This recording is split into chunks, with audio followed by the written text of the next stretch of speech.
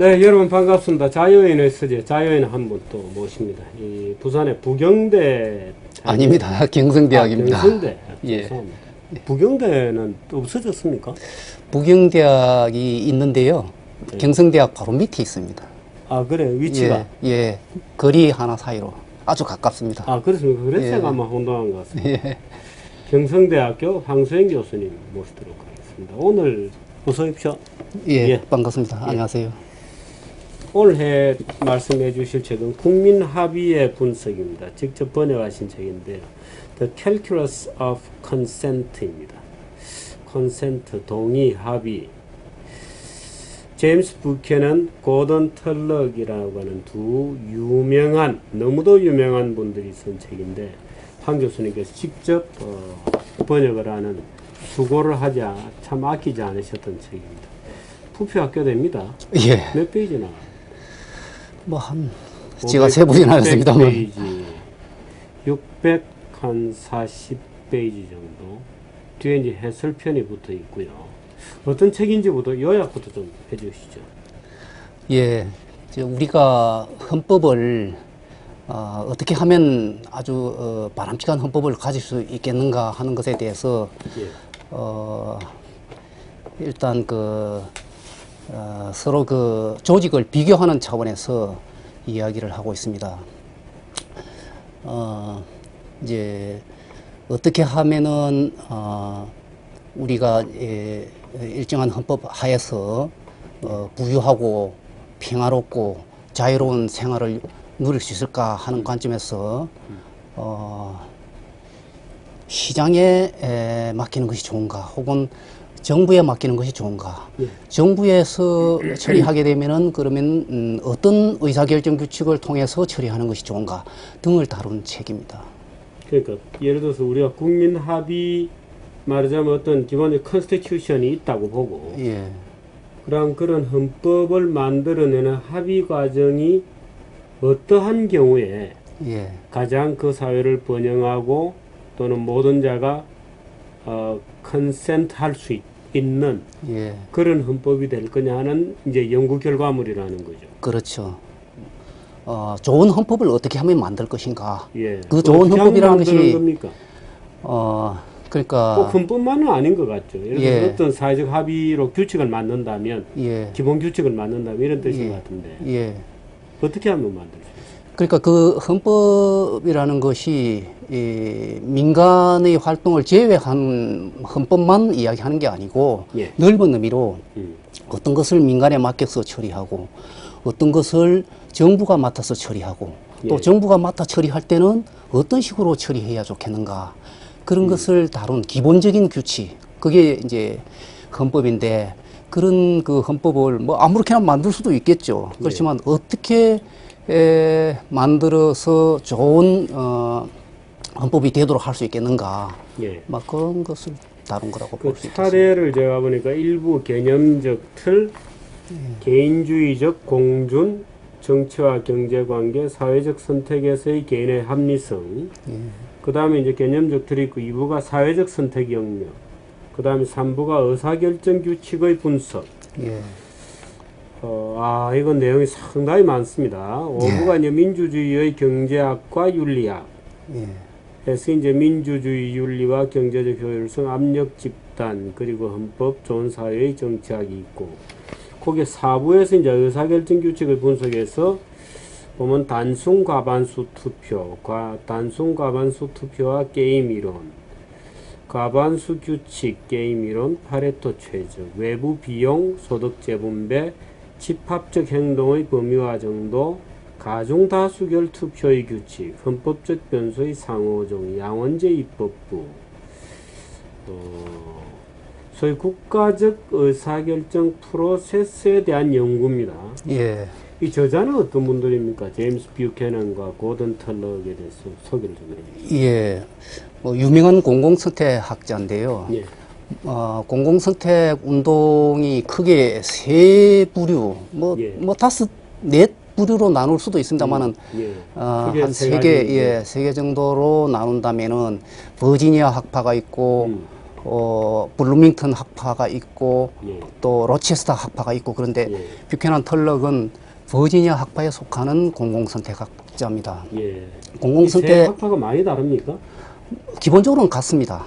기본적으로는 뭐 인간이 이 소비자나 기업가가 이익을 자기 자신의 이익을 추구하는 것과 마찬가지로 정부에 종사하는 사람들, 정치가나 관료들도 자기 이익을 추구한다라고 전제를 하고서 분석한다는 점에서 세 학파가 꼭 같습니다. 예. 예.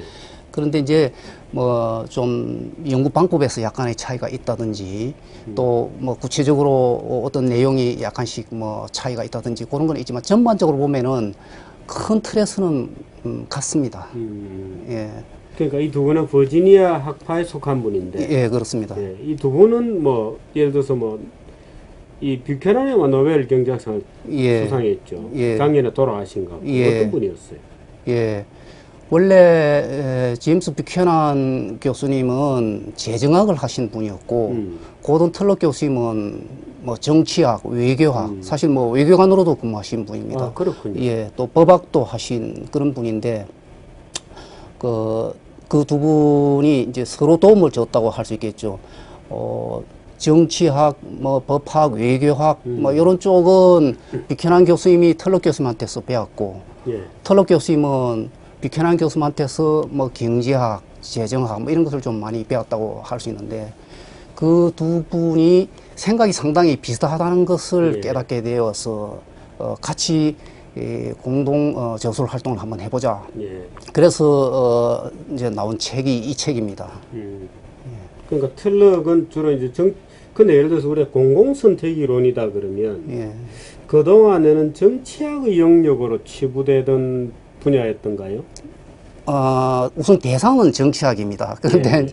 이제 방법론이 경제학 방법론이다 보니까 사실 양학문 학자들이 다 가담하고 있습니다. 정치학자도 있고 경제학자도 있고 그럴 수밖에 없는 것이 대상은 정당이라든지 이익집단이라든지 헌법이라든지 관료제라든지 이건 정치학에서 다루는 분야죠. 그런데 또 사용하는 방법론은 경제학적인 방법론을 사용한다는 말씀입니다. 그러다 보니까 이제 상대 학문으로부터 이제 도움을 얻을 수 있는 예. 그런 그 장점을 지니고 있는 게 이 공공선택 접근법인데 양 학문의 학자들이 많이 가담하고 있습니다. 예. 그래서 뭐 어느 쪽이 특별히 더 많다라고 하기는 뭐 좀 어렵지 않겠나 그런 생각이 듭니다. 공공선택이론은 기본적으로 학문의 어떤 정향이라 그럴까 지향성이라고 할까 궁극적으로 무엇을 파헤치는 분야죠? 정부 정치에 대한 분석이니까 뭐 전통적인 정책하고 뭐 다를 바가 없겠죠. 네. 그러나 이제 방법론이 다르고 그 결과 도출되는 결론이 다르고 그래서 이제 전통 정치 행정학하고 나오는 결론이 상당히 달라서 좀 차이가 있습니다. 그러니까 전통 정치 행정학에서는 정치가라든지 관료들라든지 이런 그 정부 종사자들이 그리고 또 투표자들도 뭐 공익에 따라서 선택을 한다. 뭐 이런 식으로 가정을 하고 분석을 하는데 공공선택론에서는 그렇지 않다. 유권자도 그렇고 정치가도 그렇고 관료도 그렇고 자기 사익에 따라서 선택을 한다. 이렇게 기본 가정이 서로 다릅니다. 그러다 보니까 이제 나오는 결론도 또 달라지죠. 그래서 상당히 뭐 정책 처방이라든지 어떤 그 제도적인 그 처방이라든지 이런 것이 차이가 있습니다. 그렇게 되면 예를 들어서 우리가 어떤 헌법을 만든다 이러면 예를 들어 존 롤스 정의론 같은 데 보면은 예를 들어서 우리가 어떤 사회 규칙을 만든다고 해보자 그러면 이제 뭐 무죄의 베일에 쌓여야 되고 뭐 예. 선입견이 없어야 되고 자기가 가진 자원에 대해서 알지 못해야 되고 예. 어디까지나 공정하고 투명하고 그야말로 전체의 공익만 생각하는 그런 보편적 인간을 전제로 놓고 그들이 모여서 헌법을 정한다면 이렇게 나오는 거잖아요. 그렇게 그렇습니다. 해서 이제 정의의 원칙들이 도출이 되는데 예. 이건 전혀 그런 접근은 아니군요. 아닙니다. 그것도 기능주의적인 그런 접근이라고 볼 수 있나요? 상당히 많이 받아들이고 있습니다. 그런 점을.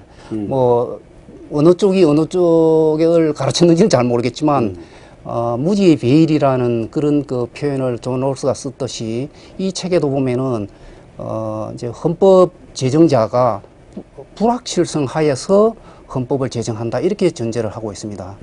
기본적으로 헌법을 제정하는 사람이 자기 이익에 따라서 움직이지만 헌법을 선택할 때는 불확실성 하에서 선택을 하기 때문에 그 자기 이익이라는 것이 아주 그 편협하게 드러나오지는 않는 거죠. 그래서 이제 두 가지 단계로 선택을 나눕니다. 하나는 헌법적 선택의 단계, 또 하나는 운영적 선택의 단계. 예. 요 두 개로 나누는데 둘 다 이 그 행위자가 선택을 내릴 때 자기 이익에 따라서 결정하는 건 틀림없습니다. 예. 그런데 이제 전자 헌법적 선택의 경우에는 그 자기 이익이라는 것이 그 상대방의 이익을 희생해가면서 나타나지를 않습니다. 그 이유는 그 헌법이 불확실성 하에서 선택이 되기 때문에 그렇다는 겁니다. 반면에 이제 헌법이라는 것은 기본적으로 규칙을 말하는 건데, 헌법적 선택이라는 것은 규칙을 선택하는 건데, 그 규칙을 선택할 때는 불확실성 하에서 선택을 한다. 다른 말씀을 드리면은 자기 이익에 따라서 규칙을 선택하는 것이 아니고 모든 사람들에게 이제 공정하고 효율적인 그런 선택을 한다 이런 이야기가 됩니다. 그 조금 어려운 내용이 되겠는데 제가 예를 한번 들어보겠습니다. 우리가 그 선택을 이제 두 가지로 나누는 것의 예로서 축구 경기를 한번 생각을 해봅시다. 축구 경기에서는 선택은 두 가지가 있습니다. 하나는 경기 규칙을 선택하는 게 있고, 그 다음에 그렇게 선택된 규칙 하에서 각 경기자들이 전략을 선택하는 것이 있고, 두 가지가 있습니다. 앞에 경기 규칙을 선택하는 이것이 바로 헌법적 선택입니다. 그렇군요. 예, 그런 규칙 하에서 어떻게 하면 득점을 많이 할까 전략을 선택하는 것은 운영적 선택입니다. 똑같이 양쪽 다, 양 행위자가 다, 행위자는 한 사람입니다. 한 경우는 규칙을 선택하고 한 경우는 전략을 선택한다. 그 차이뿐이지 똑같은 사람입니다. 똑같은 사람이 규칙을 선택할 때는 비록 자기 이익에 따라서 선택을 하지만 아주 공정한 규칙을 선택을 할 거라는 겁니다. 자기가 어떤 포지션에 있을지 모르기 때문에. 그렇죠. 존 롤스의 무지의 배일 이야기하고 같은 이야기인데 여기서는 불확실성 하에서 이제 선택을 하기 때문에 이제 이 규칙을 선택할 때는 전제가 자기가 뭐 앞으로 무슨 뭐 골을 잘 넣는 그런 선수가 될지 아니면 수비를 잘하는 선수가 될지 아니면 프리킥을 옵사이드 규칙을 잘 이용하는 그런 선수가 될지, 그거를 이제 모른다는 겁니다. 자기 능력을 모른다는 거죠. 그런 경우에, 이제, 각 경기자들이 선택하는 규칙은, 편파적이지 않겠죠. 공정하고 객관적이 되겠죠. 아주 또 효율적이겠죠. 그 다음에 이제 이렇게 규칙을 선택한 다음에 각 경기자가 그 전략을 선택해서 어떻게 하든 득점을 많이 올리려고 그럴 텐데 그때는 이제 이익이 첨예하게 대립되겠죠. 예, 뭐 경우에 따라서는 저쪽은 잘 쓰지 못하는 옵사이드 규칙을 우리는 잘 활용해가지고 뭐 득점을 한다든지 아니면은 뭐 어떻게 뭐 기술 뭐 잘 이용을 해가지고 저 페널티를 하나 얻도록 노력한다든지 이런 식으로 이제 전략을 선택하는데. 그런 그 선택은 이제 운영적 선택이라 해서 요 두 차원의 선택이 다르다는 것을 이 책에서는 강조를 하고 있습니다. 예. 그러니까 이 후자, 즉 운영적 선택 문제도 이 책에서 다루고 있군요. 다루고 있습니다. 예를 들면 이런 거라면 어떻습니까? 예를 들어 지금 요즘 뭐 밀양 송전탑 문제로 굉장한 그동안 갈등이 있었잖아요. 예. 예를 들어서 그 문제다 그러면 그건 운영적 선택의 영역에 속하는 건가요? 그러니까 그런 갈등이 일어나지 않도록 사전에 규칙을 누구나 다 수긍할 수 있는 공정하고 효율적인 규칙을 먼저 만드는 것이 문제 해결의 방법이라는 겁니다. 규칙을 만들 때는 자기 이해가 거기에 반영되지 않으니까 공정하고 효율적인 규칙을 만들 겁니다. 그런 규칙을 만든 다음에 그 다음에 이제 여러 가지 갈등이 일어나는 것을 처리하면은 갈등이 쉽게 처리될 텐데 이제 규칙을 만든다는 이 점을 무시해버리고 자꾸 그 첨예하게 이해가 대립되는 것을 서로 이 갈등을 조정하려고 하다 보면은 해결이 잘 안 된다는 것이 이 책의 그 주요 논지입니다. 그래서 헌법을 잘 만들어 놔놓고 그 다음에 그 헌법에 모두가 다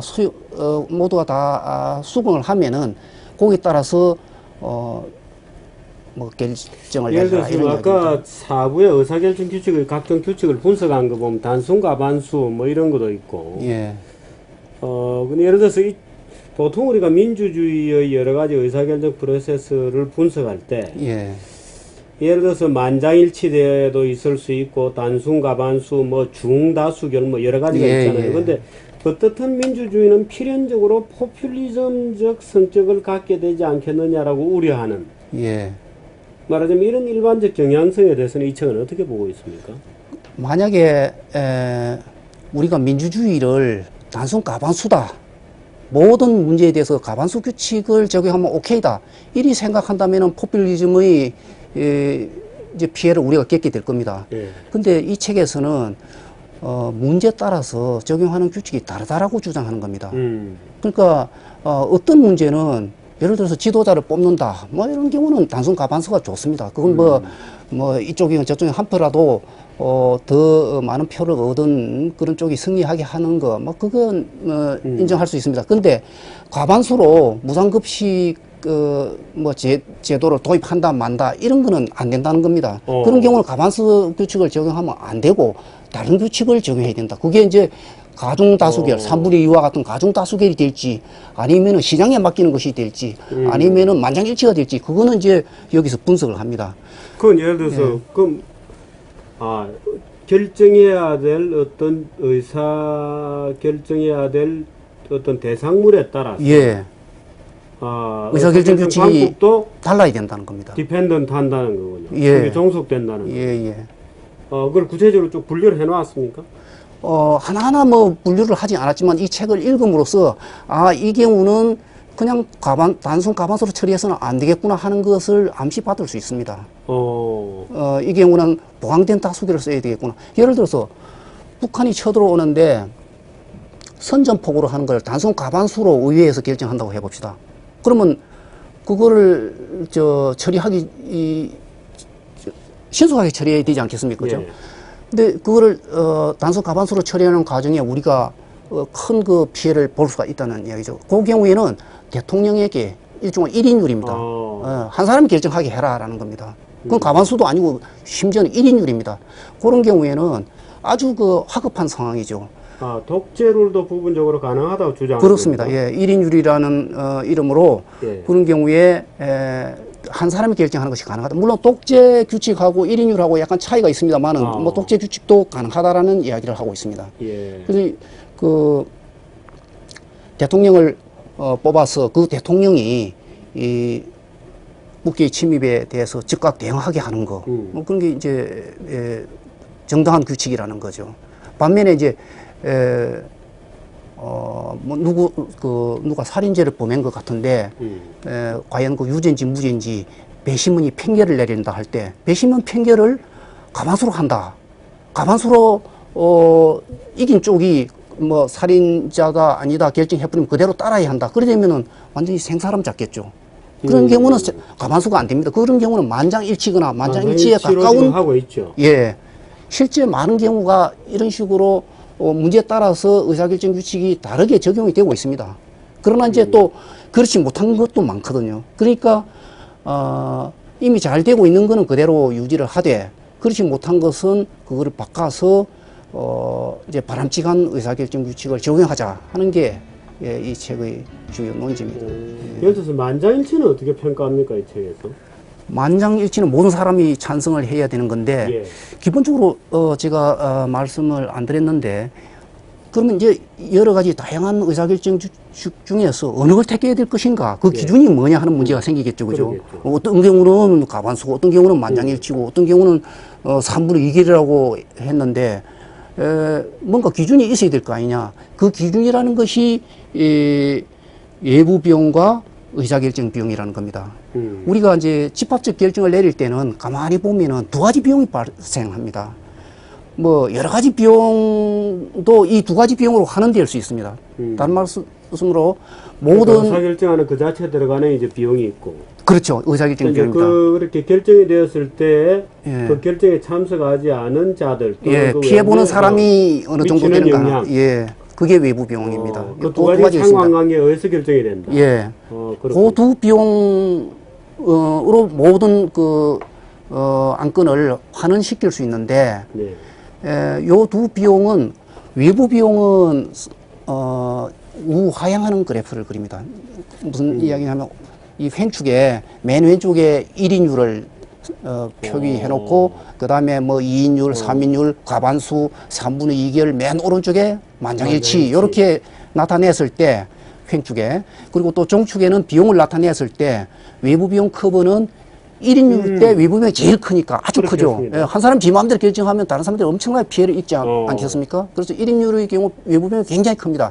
그래서 외부 비용이 아주 크고, 대신 만장일치 경우는 외부 비용이 전혀 없습니다. 그렇겠네요. 예, 자기가 피해 입으면 거부권 행사해버리면 되니까 피해를 전혀 입지 않습니다. 그렇군요. 그러니까 외부 비용이 없는 거죠. 반면에 이제 뭐 중간에 가반수 규칙 같으면 한 뭐 중간에 어느 점에 해당할 거고. 그래서 그 외부 비용 커브를 그래프를 그리면은 1인율에서부터 시작해가지고 만장일치까지 쭉 만장일치까지. 우하향하는 네. 그래프가 됩니다. 반면에 의사결정 비용은 1인율의 경우는 의사결정 비용이 없습니다. 의사결정 비용이라는 것은 여기서 이야기하는 거는 두 사람 이상이 합의하는 데 드는 비용. 그렇군요. 예, 그게 의사결정 비용이니까 1인율의 경우는 의사결정 비용이 없죠. 그래서 1인율 경우는 이제 그 횡축에서 시작해가지고 쭉 올라갑니다. 2인율, 3인율. 네. 예. 그러다 만장일치가 되면은 만장일치로 어떤 의사결정을 내리게 한다면은 상당히 비용은 뭐 엄청나게 뻗대는 들겠습니다. 뻗대는 사람이 있겠죠. 뭘 바라고서. 예. 알받기도 하고. 예, 알박기입니다. 네. 예, 그래서 만장일치 부근에서는 특히 이런 알박기 현상 때문에 그 의사결정 비용이 급격하게 팍 올라갑니다. 네. 1인율에서 쭉 올라가다가 만장일치 부근에서 급격하게 팍 올라갑니다. 요 두 비용을 이제 합친 것이, 수직으로 합친 것이 총비용이라는 개념인데, 이제 총비용 커브가 뭐 그게 이제 쭉 이렇게 커브가 내려오다가 어느 지점에서 최저점이 돼가지고 네, 다시 쭉 올라갑니다. 올라가겠죠. 예. 예. 그 최저점이 어디냐. 문제에 따라서 그 최저점이 놓이는 곳이 다르다는 겁니다.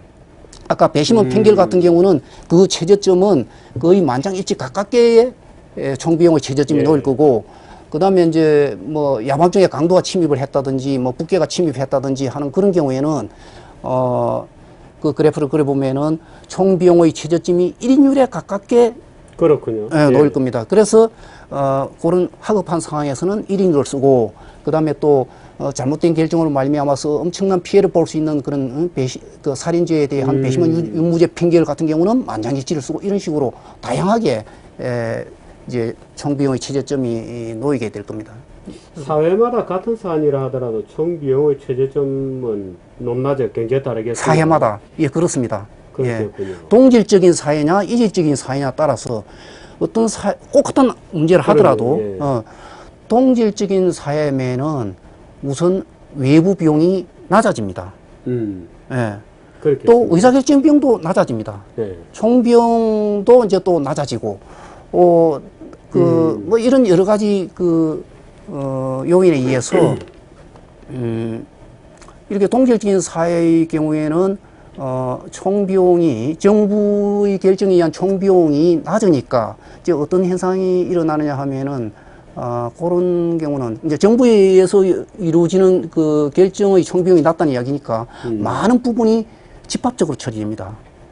반면에, 이질적인 사회에서는 외부 비용도 높고, 그렇군요. 의사결정 비용도 높고, 그러니까 합친 총비용도 높고, 이러니까 이제 민간 시장에서의 비용하고 이런 집합적 행동에서의 비용하고 비교를 해보면은 시장에서의 비용이 더 낮게 됩니다. 정부의 비용은 더 높고, 그러니까 되도록이면 이런 경우는 낮은 쪽 시장에 맡겨야 됩니다. 그래서 미국 같은 경우는 많은 경우를 시장에 맡기는 게 좋습니다. 실제 또 그렇게 하고 예. 있고요. 스웨덴 같은 경우 복지국가라고 우리가 이야기하지 않습니까? 스웨덴은 상당히 동질적인 사회입니다. 아, 그렇군요. 예. 그런 경우에는 소위 우리가 하는 집합적 민주적 행동이- 프로세스도 가능하다는 거죠. 예. 그런 경우에는 집합적 행동의 총비용이 상대적으로 낮습니다. 그러니까 많은 부분이 집합적으로 처리되는 거죠. 그러면 이제 서로 뭐 인종도 다르고 종교도 다르고 뭐 미국과 같은 무슨 그런 갈등도 많이 일어날 수 있고 이런 경우는 집합적으로 처리하면은 이런 그 집합적 행동 비용이 너무 높기 때문에 되도록이면 집합적으로 처리하지 말고 민간에 넘겨서 처리하는 게 좋다. 지금 우리 사회의 예를 들어 집단 의사결정 프로세스, 예. 만약 그 결정적으로 이제 모여 있는 곳이 국회지 않습니까? 예.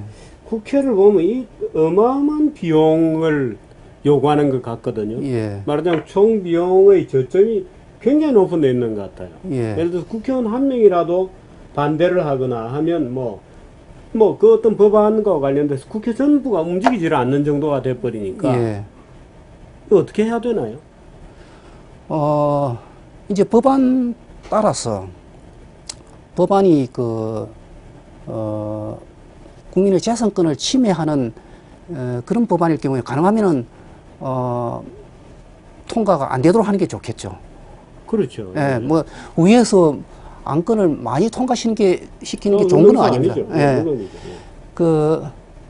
그래서 이제 가중 다수계를 이 책에서는 주장하고 있습니다. 아, 단순 이게 가반수가 재산권 아니고 침해의 요소가 있는 경우에 그런 거를 다 고려를 해가지고 그러니까 재산권을 잘 보호하자 하는 이런 입법, 재산권 침해를 막는 입법 이런 것은 일반 이익 입법에 해당되는 거죠. 공익에 관련된 그런 입법이죠. 반면에 뭐 무상급식 관련된 거 여러 가지 그 파퓰리즘 입법 이런 거는 특수이익 입법에 해당되는 거죠. 그렇게 구분하고 있고 예. 일반이익입법, 특수이익입법. 예. 특수이익 입법은 과반수는 가까스로 어떻게 통과할 수가 있습니다. 여기저기 이제 콜리션을 예. 형성해가지고. 그러나 그 3분의 2와 같은 가중된 다수계는 특수이익 입법은 통과하기가 힘들겠죠. 그렇겠네요. 반면에 일반 이익 입법은 이거는 과반수도 물론 쉽게 통과할 수 있을 뿐만 아니라 3분의 2 보강된 다수계를 요구해도 쉽게 통과될 겁니다. 왜냐하면 재산권을 보호하자, 치안을 잘 유지하자 이런 거에 대해서 반대하는 사람 별로 없을 거 아닙니까? 그런 경우에는 3분의 2를 통과하도록 요구해도 잘 통과될 겁니다. 그래서 이제 이 책에서 주장하는 거는 가능하면은 물론 이제 아까 말씀드렸듯이 문제에 따라서 적용되는 적절한 의사결정 규칙이 다르기 때문에 뭐 가반수 규칙이 적절한 때도 있고 뭐 3분의 1이 적절한 경우도 있고 하지만 그러나 이제 일반적으로는 가중된 다수계를 사용하는 것이 파퓰리즘 입법을 막을 수 있는 길이 된다. 가중된 다수계를 사용하면은 특수이익 입법 같은 경우는 이건 걸러져 버리는 거죠. 그러나 이제 일반 이익 입법은 3분의 1을 요구해도 또 통과가 되니까 가반수 규칙 대신에 3분의 2의 규칙을 쓰자. 지금 우리 사회 같은 경우에 보면 예를 들어서 경제민주화 입법 중에 상당 부분이 특수이익 입법인 것 같은데 예. 근데 그 경우에도 말하자면 그 재산권의 침해나 거래 자유를 제한받는 일부 대기업을 마녀처럼 만들어 놔버리면 예. 가중 다수결을 또 통과해버리거든요. 그건 뭐 국민들의 뭐 책임이죠. 국민들이 그렇게 뽑아놨으니까 국회의원들이 지금 3분의 1을 요구했는데 실제 우리는 3분의 1을 요구하지도 않지 않습니까? 글쎄요. 예, 가만수만을 요구하는데 3분의 1을 요구해 놔놓으면 그나마 이 경제민주화 입법 같은 포퓰리즘 입법은 걸러질 수 있겠죠. 근데 안 걸러진다. 뭐 실장님 말씀이 이제 뭐 안 걸린다고 말씀을 하신다면은 그거는 뭐 국민들이 그런 국회의원들을 뽑았기 때문에 뭐 어쩔 수가 없는 거고 뭐 참 비극이란 비극이죠. 지금 사실이 현대민주주의에 있어서 현대민주주의가 우리나라뿐만 아니고 전 세계적으로도 이 포퓰리즘적 성향이 갈수록 높아지고 있잖아요. 예. 그래서 지식계급들이 과연 이 문제를 어떻게 보느냐, 소위 민주주의라고 하는 집단 의사결정 프로세스가 과연 지금 어느 정도로 말하자면 어떤 정책의 불신이나 잘못된 정책을 양산하거나 이런 말하자면 저질화 또는 일종의 타락화 현상이 나타나고 있는 데 대해서 많은 걱정들이 요즘 되풀이 되고 있는데 민주주의 그 자체에 대해서는 이 책은 기본적으로 찬성하는 입장이죠. 그렇습니다. 뭐 민주주의라는 것을 꼭 그 단순 과반수 이것만 민주주의라 본다면 반대입니다. 그러나 이제 민주주의 안에는 단순 과반수도 있고 3분의 2도 있고 뭐 이 전부 다를 본다면은 민주주의를 찬성하는 겁니다. 단순 과반수를 반대한다는 겁니다. 예. 지금 우리 3분의 1 사회는 같은 너무 거는- 단순 과반수에 대한 신화 같은 게 있잖아요. 예, 그건 잘못이죠. 그래서 뭐 보강된 다수결 3분의 2결과 같은 그런 그 보강된 다수결을 이 책에서는 강력하게 옹호하고 있습니다. 이게 몇 년에 나온 책이죠? 초판이 1962년에 나왔습니다. 1962년. 사실 이게 공공선택 이론의 어떻게 보면 출발점이었습니까?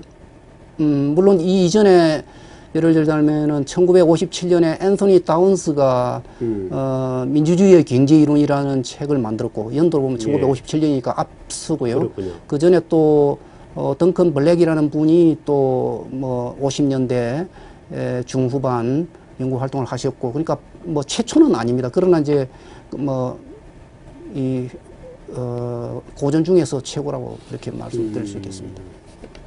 민주주의의 논리적 근거라는 것이 이 책의 부제입니다. 예. 참이 국민 합의의 분석이라는 책이고 국민 합의의 분석의 부제가 잎은 민주주의의 논리적 근거라고 하는 겁니다.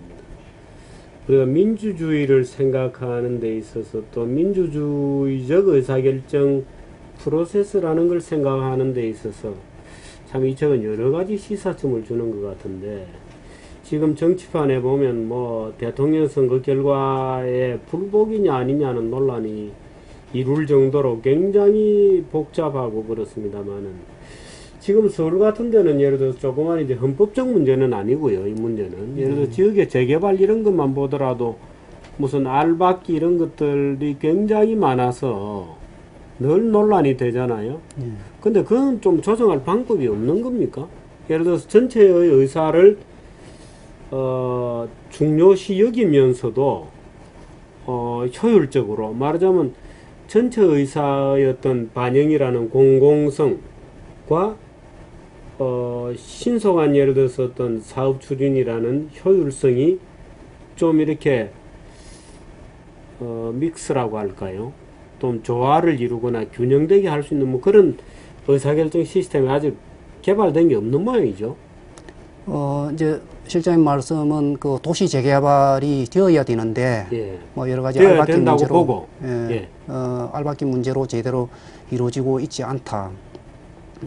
그런 말씀을 하시는 것 같은데 여기에 뭐 도시 재개발 문제에 대해서 정부가 처리했을 때 비용하고 그냥 개인에게 내맡겼을 때의 그 비용, 그러니까 그다음에 또 예. 그냥 순수 개인에게 맡겼을 예. 때의 비용, 그다음에 또 개인들이 이 서로 그 뭐 토지를 같이 공유를 해가지고 뭐 개발을 하는 그런 경우의 비용 이런 식으로 세 개로 나눠 가지고 이제 그 분류를 해놓고 있습니다. 요 경우에는 이제 도시 재개발 문제의 경우는 이제 이 기존 도시 개발이냐 새로운 도시 개발이냐 따라서 이제 순수 개인적인 비용하고 또 자발적 협동적 장치에 의한 비용하고 이런 것이 이제 서로 뭐 크기가 바뀌는 뭐 그런 것을 이야기를 하고 있는데 이제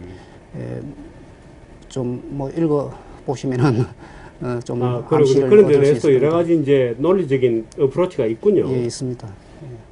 사실 이 책은 제가 또 우리 황소인 교수님으로부터 진즉에 정 실장이 이 책 읽어라 하고 제가 이 하명을 받은 책인데 대단히 죄송스럽게도 사실은 이게 핑계입니다만 예, 하니까 제대로 못 읽어봤습니다. 근데 지금 참 꼭 읽어야 되겠다는 생각이 들고 근데 이 언론 이렇게 쭉 제가 아까도 이제 오시기 전에 좀 봤습니다만 보니까 정치학적 주제로 우리가 알고 있는 주제들을 다루는데 방법은 이제 경제학적 또는 말하자면 이제 계산적 방법 을 많이 쓰고 있는 것 같군요. 그래프도 많이 있는 것 같고 아까도 얘기해 주신 뭐 여러 가지 비용 그래프 뭐 이런 것들이 있습니다만은 꼭 한번 읽어보도록 하겠습니다. 이 책 말고 예. 예를 들어 이 책을 읽을 때 또 같이 읽을 만한 다른 책들이 또 있나요? 아, 예, 에이먼 버틀러라고, 하는 분이, 이, 애담 스미스 연구소 소장으로 계시는 분인데, 예, 에이먼 버틀러. 예, 공공선택론 입문, 어, 예, 에이먼 버틀러, 예.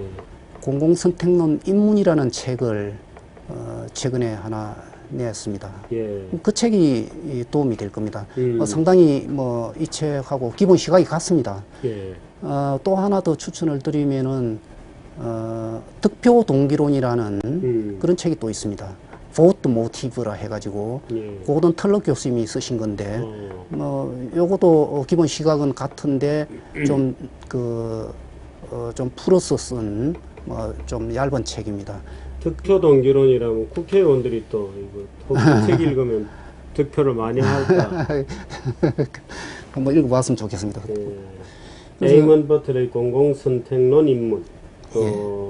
여기 바로 이 책의 저자이기도 하죠. 고든 예. 틀러의 득표 동기론. 예.